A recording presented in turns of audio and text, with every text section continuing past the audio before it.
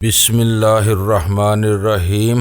گمنام ہیرو کے معزز ناظرین السلام علیکم۔ آئیے چلتے ہیں کہانی کی طرف۔ ان تعلقات سے فائدہ اٹھا کر بسنتی نے منشیات فروشی کا دھندا بھی شروع کر دیا۔ 2 سال پہلے پولیس نے اسے پکڑ لیا تھا، مگر انہی بڑے لوگوں کی وجہ سے پولیس کو اسے چھوڑنا پڑا، لیکن اس کے گروہ کو تتر بتر کر دیا گیا۔ کچھ عرصے بعد بسنتی نے دوبارہ اپنا اڈا جما لیا۔ اس نے اگرچہ منشیات کا دھندا چھوڑ دیا تھا، لیکن ایسے لوگوں سے اس کے تعلقات بدستور تھے۔ بسنتی تقریباً 4 مہینے پہلے میری نظروں میں آیا تھا۔ اسے ناگپال کی حویلی میں آتے جاتے دیکھا گیا تھا۔ ناگپال کی سرگرمیاں اس وقت کسی حد تک محدود تھیں، اسی لیے میں نے بسنتی پر بھی توجہ نہیں دی۔ چند روز پہلے مجھے اطلاع ملی کہ ناگپال کے گروہ سے تعلق رکھنے والے بعض لوگوں کو پراسرار طور پر بسنتی کے کوٹھے پر آتے جاتے دیکھا گیا ہے، لیکن اس وقت بھی میں نے یہ سوچ کر زیادہ توجہ نہیں دی کہ یہ لوگ عیاشی کے لیے آتے ہوں گے۔ لیکن کل دن میں یہ انکشاف ہوا کہ چانگلی بسنتی کے کوٹھے پر پناہ لیے ہوئے ہے۔ رپوشی کے لیے چانگلی نے واقعی ایسی جگہ انکشاف کیا تھا جس پر شبہ بھی نہیں کیا جا سکتا تھا، لیکن بالآخر اس کا راز فاش ہو ہی گیا۔ میرے آدمی اس معاملے کو پوری طرح ہینڈل نہیں کر سکے اور اسے فرار ہونے کا موقع مل گیا۔ مجھے روہن نے چانگلی کے بارے میں بتایا تھا، میں نے اس کے خاموش ہونے پر کہا، لیکن جب میں شیرپا کے ساتھ وہاں پہنچا تو ہیجڑوں کی فوج دیکھ کر میں سمجھا تھا کہ روہن نے میرے ساتھ مذاق کیا تھا اور مزید مار سے بچنے کے لیے اس نے ہمیں بسنتی کا پتہ بتا دیا تھا، اور اسی لیے میں واپس چلا آیا تھا۔ واپسی پر ہم تھانے کی طرف چلے گئے۔ میرا خیال تھا کہ میں روہن سے پھر کچھ معلوم کرنے کی کوشش کروں گا، لیکن وہاں صورتحال بدلی ہوئی تھی، اور اب یہ سب کچھ۔ میں ایک لمحے کو خاموش ہوا، پھر بولا، ایک رات میں 3 خوفناک واقعات رونما ہوئے ہیں۔ میری تو عقل کام نہیں کر رہی کہ یہ سب کچھ کیا ہو رہا ہے۔ سب ٹھیک ہو جائے گا، بریندرا نے کہا۔ ناگپال کے حوالے سے اب حکومت نے بھی اپنی پالیسی بدل دی ہے، اس کے گرد گھیرا تنگ کیا جا رہا ہے۔ اب اسے کوئی رعایت نہ دینے کا فیصلہ کر لیا گیا ہے۔ امید ہے کہ یہ ڈرامہ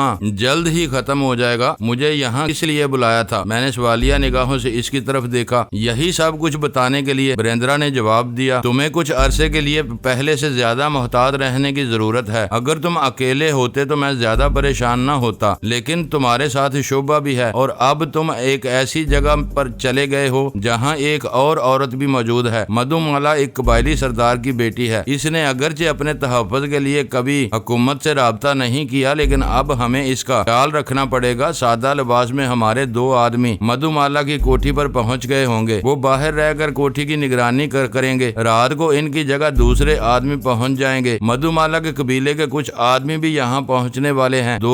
اب میں تمہاری کوئی بات نہیں مانوں گا۔ بریندرا نے میری بات کاٹ دی۔ تم ان قبائلی سرداروں کو نہیں جانتے۔ اس میں شبہ نہیں کہ یہ لوگ حکومت سے بہت مخلص ہیں، تعاون بھی کرتے ہیں، لیکن جب ان پر کوئی مصیبت آتی ہے تو حکومت ہی کو مورد الزام ٹھہراتے ہیں، اور پھر آج کل تو ناگپال جیسے شیطان حکومت کے خلاف سرگرم عمل ہیں۔ عین ممکن ہے ناگپال ہی مدھو مالا کو کوئی نقصان پہنچانے کے بعد اس کے باپ کو حکومت کے خلاف اکسانے کی کوشش کرے۔ اس لیے ایسی کسی صورتحال سے بچنے کے لیے مدھو مالا کی کوٹھی کی نگرانی کا فیصلہ کیا گیا ہے۔ ٹھیک ہے، میں نے گہرا سانس لیتے ہوئے کہا، مجھے کوئی اعتراض نہیں ہے۔ ہماری ان باتوں کے دوران میں شیرپا خاموش بیٹھا رہا تھا۔ میں اور بریندرا کچھ دیر اور باتیں کرتے رہے، اور پھر میں اٹھ گیا۔ جب ہم کوٹھی واپس پہنچے تو 11 بج رہے تھے۔ شوبھا اور مدھو مالا لان میں بیٹھی ہوئی تھی، ہم بھی ان کے پاس کرسیوں پر بیٹھ گئے۔ 2 ہی منٹ بعد گیٹ پر دستک ہوئی تو شیرپا اٹھ کر باہر چلا گیا، اور پھر اس نے مجھے بھی اشارے سے بلا لیا۔ سادہ لباس میں پولیس کے 2 آدمی آئے تھے، صرف اپنے آپ کو روشناس کرانے کے لیے انہوں نے ہمیں باہر بلایا تھا۔ چند منٹ ہم سے گپ شپ کرنے کے بعد ان میں سے ایک دائیں طرف چلا گیا اور دوسرا بائیں طرف۔ 2 دن بڑی بوریت میں گزرا۔ رات 9 بجے کے قریب فون کی گھنٹی بجی۔ شیرپا قریب تھا، اس نے ریسیور اٹھا لیا۔ وہ کچھ دیر بات کرتا رہا، پھر مجھے اشارہ کیا، تمہاری کال ہے۔ میں نے اپنی جگہ سے اٹھ کر ریسیور اس سے لے لیا۔ میرا خیال تھا کہ انسپیکٹر بریندرا ہوگا، کیونکہ میرے بارے میں صرف اسی کو معلوم تھا کہ میں یہاں ہوں، یا پھر مایا متی ہو سکتی تھی، لیکن ریسیور پر سنائی دینے والی وہ آواز میرے لیے قطعی اجنبی تھی۔ میں گومل بول رہا ہوں، وہ شخص کہہ رہا تھا، سومبا کا دوست تمہیں یاد ہوگا کہ؟ ہاں مجھے یاد آ گیا۔ میں اس کی بات پوری ہونے سے پہلے ہی بول پڑا، تمہیں کیسے معلوم ہوا کہ میں یہاں ہوں؟ تم پہلے بھی یہاں رہ چکے ہو، اور آج دن میں نے تمہیں شیرپا کے ساتھ دیکھا تھا۔ دوسری طرف سے جواب ملا، کہو کیا کہنا چاہتے ہو؟ کوئی خاص بات؟ میں نے پوچھا۔ تمہیں اسی چینی کی تلاش ہے نا جو گزشتہ رات ریڈ لائٹ ایریا میں پولیس کے گھیرے سے فرار ہو گیا تھا؟ گومل نے کہا، ہاں، تم اس کے بارے میں کیا جانتے ہو؟ میں نے جلدی سے پوچھا۔ آج شام کو ناگپال کا ایک بہت قریبی آدمی میری نظروں میں آ گیا تھا، گومل نے جواب دیا۔ مجھے اس پر شبہ ہوا اور میں نے اس کا تعاقب شروع کر دیا، جو ہنومانتے کھولا کے کنارے پر واقع ایک پرانے مندر تک جاری رہا۔ وہ چینی بھی اس مندر میں موجود ہے۔ کون سی جگہ ہے اور کہاں پر ہے؟ میں نے پوچھا۔ یہ مندر بگتا پور کے راستے میں ہے، گومل نے جواب دیا۔ اس چینی کے ساتھ صرف ایک آدمی ہے جس کا میں نے تعاقب کیا تھا۔ اگر تم چاہو تو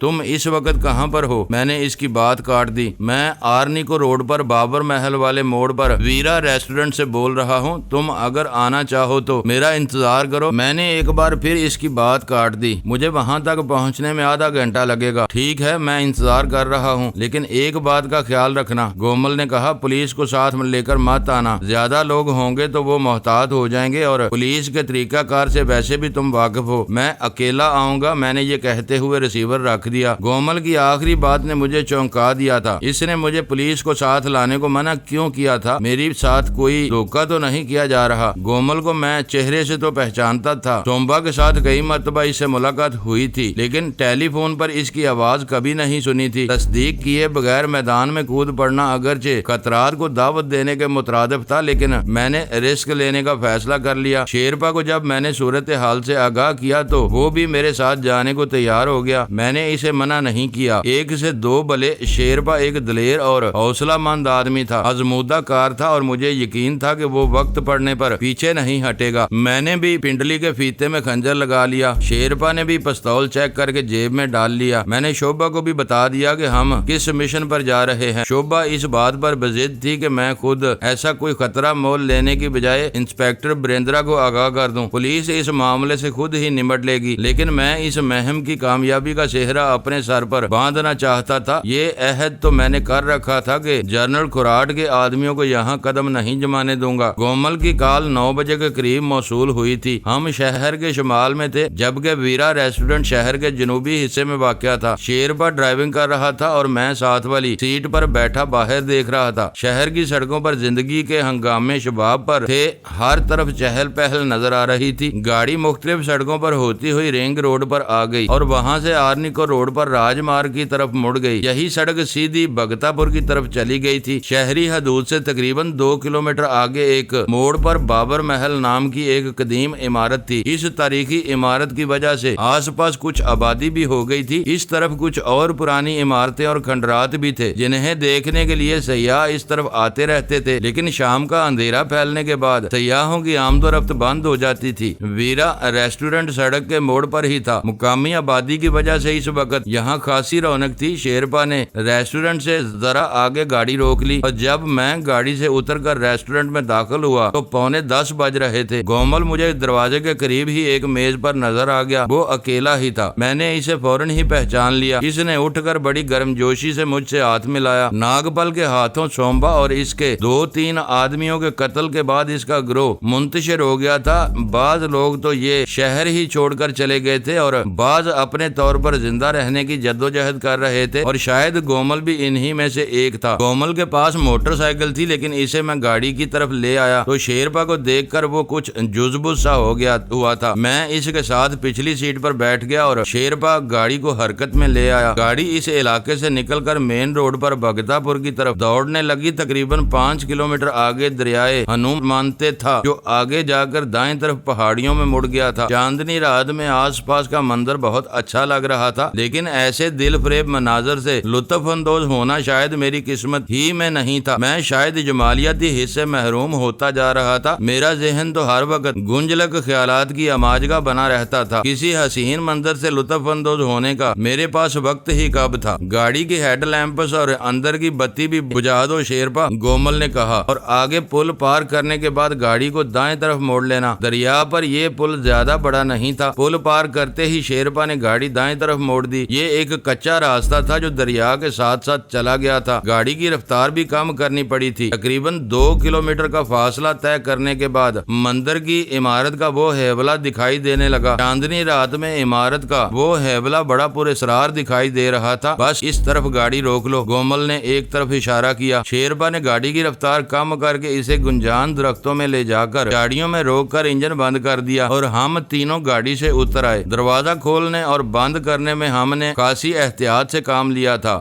مندر کی وہ عمارت وہاں سے تقریباً 200 گز کے فاصلے پر تھی۔ چاندنی رات میں وہ عمارت خاصا پر اسرار منظر پیش کر رہی تھی۔ ہم گومل کے پیچھے درختوں میں چلتے رہے اور عمارت سے تقریباً 20 گز کے فاصلے پر رک گئے۔ اس عمارت کا مین گیٹ دریا کی طرف ہے۔ گومل نے ہاتھ سے اشارہ کرتے ہوئے سرگوشیانہ لہجے میں کہا، لیکن ایک دروازہ اس طرف بھی ہے جس طرف مندر کے پچھلے حصے میں تہہ خانے کا راستہ ہے، وہ چینی اس تہہ خانے میں ہے۔ عمارت میں داخل ہوتے ہوئے ہم خاصے محتاط ہو گئے۔ شیرپا نے پستول نکال لیا تھا، گومل کے ہاتھ میں بھی پستول نظر آ رہا تھا۔ مندر کی ٹوٹی پھوٹی یہ عمارت غالباً صدیوں پرانی تھی۔ اندر وحشت انگیز سناٹا طاری تھا۔ اوپر کی طرف کسی ٹوٹی ہوئی دیوار سے مدھم سی چاندنی عمارت کے اندر بھی پہنچ رہی تھی اور فرش پر چاندنی کا وہ دھبا بڑا پر اسرار سا تاثر دے رہا تھا۔ اس کھنڈر نما عمارت میں کسی طرف آہٹ سن کر میں ٹھٹک گیا۔ یوں لگا تھا جیسے کوئی چھوٹا سا پتھر لڑکا ہو، کوئی جانور ہوگا۔ گومل نے سرگوشی کی، اس طرف چلتے رہو۔ گومل آگے اور ہم اس کے پیچھے چلتے رہے۔ آگے ڈھلان تھی، صاف لگ رہا تھا جیسے ہم زمین کے سینے میں اتر رہے ہوں۔ گومل نے ایک بار پھر رکنے کو کہا۔ اس وقت ہم تقریباً 20-22 فٹ نیچے آ چکے تھے۔ ہم تینوں ایک بار پھر آگے بڑھنے لگے۔ اب آگے راستہ ہموار تھا۔ ہم دیوار کے ساتھ ساتھ چلتے ہوئے ایک بار پھر رک گئے۔ میں نے دیوار کی دوسری طرف جھانک کر دیکھا۔ آگے کسی جگہ مدھم سی روشنی نظر آ رہی تھی۔ اس متحرک روشنی کو دیکھ کر اندازہ لگایا جا سکتا تھا کہ اس طرف کوئی مشعل جل رہی تھی جس کی لو ہوا سے کپکپا رہی تھی۔ اس راہداری میں بائیں طرف وہ کمرہ ہے جہاں روشنی ہو رہی ہے۔ گومل نے سرگوشی کی، وہ چینی اسی کمرے میں ہے، وہ دوسرا آدمی بھی اسی طرف ہوگا۔ ٹھیک اسی وقت عقب میں ڈھلان کی طرف سے ایک بار پھر کسی پتھر کے لڑکنے کی آواز سنائی دی۔ گومل کے بارے میں بھی میرا ذہن ایک بار پھر الجھ گیا تھا۔ فون پر اس نے بتایا تھا کہ اس نے جس شخص کا تعاقب کیا تھا اسے اس مندر میں داخل ہوتے دیکھا تھا، لیکن گومل اس مندر میں داخل ہو کر جس طرح ہمیں یہاں تک لایا تھا، اس سے اندازہ ہوتا تھا کہ وہ مندر کے اندرونی راستوں سے بھی بخوبی واقف تھا۔ ہم اس راہداری میں مڑ گئے۔ میں نے پتلون کے پائنچے سے خنجر بھی نکال لیا تھا اور یہ بھی طے کر لیا تھا کہ اگر ہمارے ساتھ کوئی دھوکہ ہوا تو کم از کم گومل تو میرے ہاتھ سے زندہ نہیں بچ سکے گا۔ ہم اس کمرے کے قریب رک گئے۔ کسی زمانے میں یہاں کوئی مضبوط قسم کا دروازہ بھی رہا ہوگا، لیکن اب تو چوکھٹ بھی غائب تھی۔ جے پور میں مجھے کئی مندر دیکھنے کا موقع ملا تھا۔ ان کے نیچے نہ صرف تہہ خانے تھے بلکہ ایسے خفیہ راستے بھی تھے جنہیں دیکھ کر عقل دنگ رہ جاتی تھی، اور مجھے یقین تھا کہ یہاں بھی کوئی خفیہ راستہ ضرور ہوں گے۔ میں نے دیوار کی آڑ سے جھانک کر دیکھا تو میرے دل کی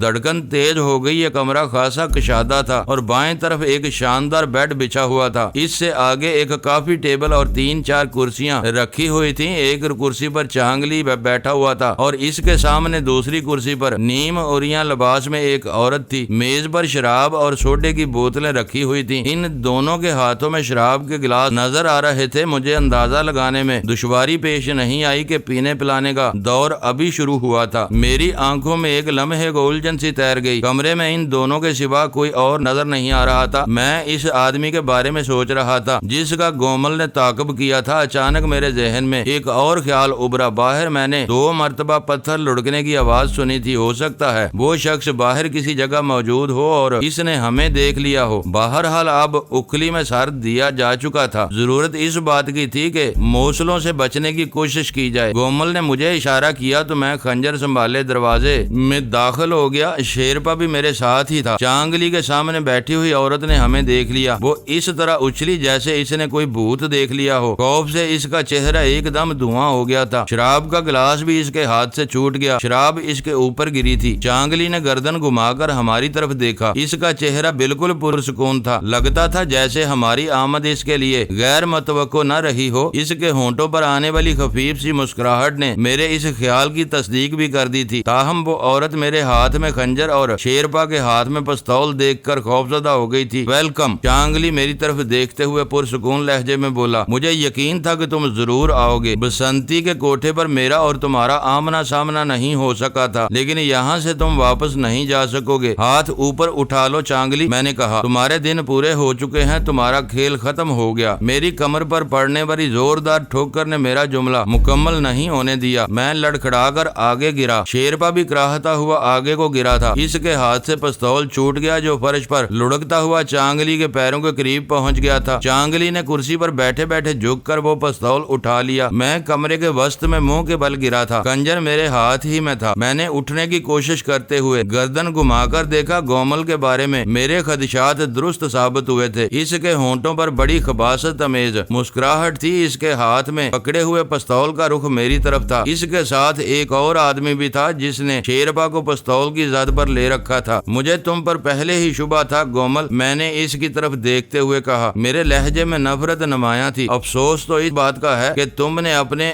گرو سومبا سے کچھ نہیں سیکھا جس نے اپنی جان دے دی لیکن سچائی کا دامن نہیں چھوڑا۔ وہ بے وقوف تھا، گومل نے ہنستے ہوئے جواب دیا۔ عقل مند تو وہی ہوتا ہے جو حالات کا رخ دیکھ کر قدم اٹھانا جانتا ہو۔ میں نے بھی وہی کیا جو ان حالات میں مجھے کرنا چاہیے تھا۔ تم دنیا کے سب سے بڑے احمق ہو، میں نے کہا۔ تم نہیں جانتے۔ میں نے بات ادھوری چھوڑ کر دائیں طرف دیکھا۔ پہلے میں نے اس طرف توجہ نہیں دی تھی۔ اس طرف بھی ایک تنگ سا دروازہ تھا جہاں سے ایک آدمی نمودار ہوا۔ اس کے ہاتھ میں پستول تھا۔ سامنے والی کھڑکی میں بھی ایک آدمی نظر آ رہا تھا، اس کے ہاتھ میں بھی پستول تھا۔ ہمارے مخالفین کی تعداد اب 4 ہو گئی تھی۔ وہ نیم اوریاں لڑکی اور چانگلی اس تعداد میں شامل نہیں تھے۔ لڑکی تو ویسے ہی خوف سے تھر تھر کانپ رہی تھی، اس سے کسی مقابلے کی توقع نہیں تھی۔ کنجر پھینک دو اور تم دونوں سامنے والی دیوار کے ساتھ کھڑے ہو جاؤ۔ چانگلی نے میری طرف اور شیرپا کی طرف دیکھتے ہوئے پستول سے اشارہ کیا۔ کل رات تمہیں بسنتی کے مکان میں دیکھ کر مجھے واقعی بڑی حیرت ہوئی تھی۔ میں تمہاری ذہانت کی داد دیے بغیر نہیں رہ سکتا۔ تم نے جس طرح میرے اسے ٹھکانے کا پتہ لگایا وہ واقعی قابل تعریف ہے۔ میں سمجھ گیا تھا کہ تم میرا پیچھا نہیں چھوڑو گے اور تم سے پیچھا چھڑانا بہت ضروری تھا۔ اس کے لیے میں نے گومل کو چارے کے طور پر استعمال کیا اور تم بڑی آسانی سے یہاں پہنچ گئے۔ اور تم یہ بات بھی اچھی طرح جانتے ہو کہ پیسے سے ہر چیز کو خریدا جا سکتا ہے۔ انسان بھی، ہر انسان کی ایک قیمت ہوتی ہے۔ میں نے گومل کی قیمت لگائی تو یہ ہمارے ساتھ بک گیا اور تمہیں یہاں لے آیا۔ تم سے تو بڑا لمبا چوڑا حساب کرنا ہے۔ 500 کلو ہیروین اپنے آدمیوں کے قتل کو میں بھول سکتا ہوں لیکن 500 کلو ہیروین کو نہیں۔ لیکن تمہارے ساتھ حساب کتاب شروع کرنے سے پہلے میں گومل کا حساب کر دینا ضروری سمجھتا ہوں۔ تمہیں یہاں لا کر اس نے بہت بڑا کام کیا ہے اور یہ انعام کا مستحق ہے جامو۔ اس نے آخری الفاظ گومل کے قریب کھڑے ہوئے شخص کو مخاطب کرتے ہوئے ادا کیے تھے۔ جامو یقیناً اسی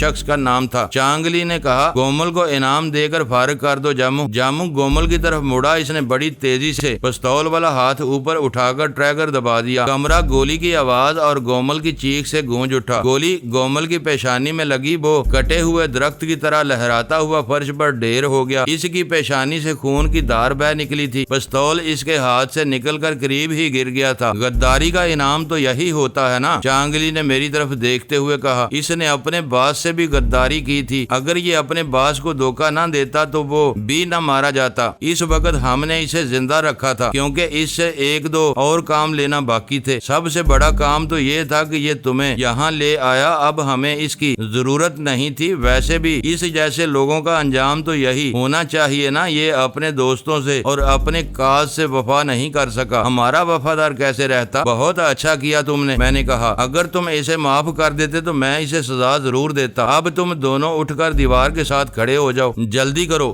چانگلی نے پستول سے اشارہ کیا۔ ہمارے پاس زیادہ وقت نہیں ہے۔ یہ جگہ تو ہم نے آج کے اس پروگرام کے لیے منتخب کی تھی۔ ہماری اصل منزل تو ریور ویلی ہے۔ ریور ویلی میں واقع وہ حویلی ہے جہاں ناگپل ہمارا انتظار کر رہا ہے۔ میں نے خنجر ہاتھ سے چھوڑ دیا اور اٹھتے ہوئے کن آنکھیوں سے شیرپا کی طرف دیکھا۔ گومل کی لاش شیرپا سے چند فٹ کے فاصلے پر پڑی تھی اور پستول بھی قریب ہی پڑا ہوا تھا۔ شیرپا کی نظریں پستول پر تھی۔ مجھے اندازہ لگانے میں دشواری پیش نہیں آئی کہ وہ کیا کرنا چاہتا تھا۔ دروازے کے قریب کھڑے ہوئے جامو نے شاید کچھ اندازہ لگا لیا تھا۔ وہ گومل کا پستول اٹھانے کے لیے جھکا تو ٹھیک اسی وقت شیرپا نے سانپ کسی صورت سے اپنی جگہ سے لوٹ لگا دی۔ اس کے پیر کی ٹھوکر جامو کے سینے پر پڑی۔ وہ کراہتا ہوا پیچھے الٹ گیا۔ شیرپا نے بڑی پھرتی سے زمین پر پڑے ہوئے پستول پر ہاتھ ڈال دیا۔ پستول ہاتھ میں آتے ہی اس نے ٹریگر دبانے میں بھی دیر نہیں لگائی تھی۔ میں نے بھی وقت ضائع کیے بغیر اپنی جگہ سے چھلانگ لگا دی اور ہوا میں اڑتا ہوا چانگلی کے اوپر جا گرا۔ شیرپا والا پستول اگرچہ چانگلی کے ہاتھ میں تھا لیکن اسے ٹریگر دبانے کا موقع نہیں مل سکا۔ میں چانگلی کو ساتھ لیتا ہوا کرسی سمیت دوسری طرف الٹ گیا۔ وہ عورت بھی چیختی ہوئی اٹھ کر کمرے کے ایک کونے میں جا کھڑی ہوئی۔ اسے غالباً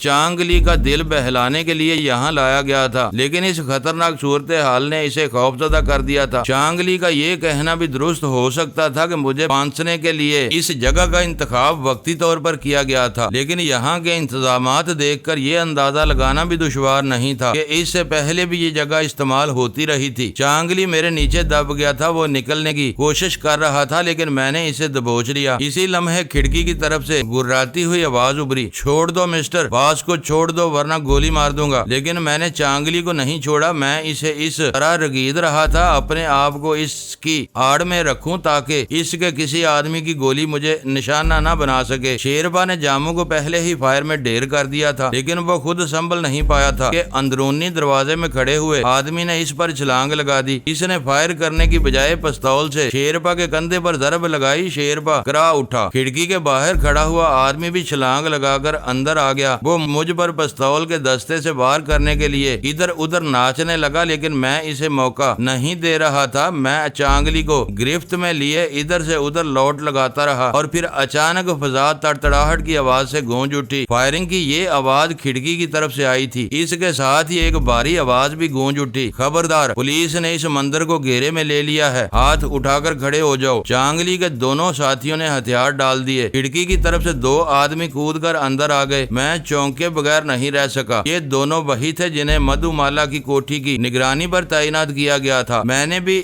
چانگلی کو چھوڑ دیا۔ میرا خیال تھا کہ چانگلی بھی ہاتھ اٹھا دے گا لیکن اس نے حیرت انگیز پھرتی کا مظاہرہ کرتے ہوئے اندرونی دروازے کی طرف چھلانگ لگا دی۔ میں بھی اپنی جگہ سے اچھلا اور دروازے کی دوسری طرف راہداری میں جا گرا۔ اندھیرے میں ایک طرف دوڑتے ہوئے قدموں کی آواز سنائی دے رہی تھی، میں بھی قدموں کی آواز پر اس طرف دوڑ رہا پڑا۔ ہم دونوں آگے پیچھے دوڑتے ہوئے مندر سے باہر آ گئے۔ چانگلی مندر کی پچھلی طرف بھاگ رہا تھا، وہ مجھ سے 10-12 گز آگے تھا۔ اس طرف قد آور گنجان جھاڑیاں تھیں اور مجھے اندیشہ تھا کہ کہیں وہ ان جھاڑیوں میں غائب نہ ہو جائے۔ میں نے بھی اس طرف دوڑ لگا دی۔ میں نے چانگلی کو جھاڑیوں میں جا لیا۔ وہ اپنے آپ کو چھڑانے کی بھرپور کوشش کرتا رہا لیکن کامیاب نہیں ہو سکا۔ معزز ناظرین، لائک کریں، شیئر کریں اور کمنٹس باکس میں پاک آرمی زندہ باد، پاکستان پائندہ باد کا نعرہ ضرور درج کر کے اپنے ملک پر فخر کریں اور پاکستان کی بنیادیں مضبوط کرنے میں اپنا کردار ادا کریں۔ ویڈیو دیکھنے کا شکریہ۔ معزز ناظرین، اپنا خیال رکھیے گا اور ہمارے چینل کا بھی۔ ISI پاک آرمی زندہ باد، پاکستان پائندہ باد۔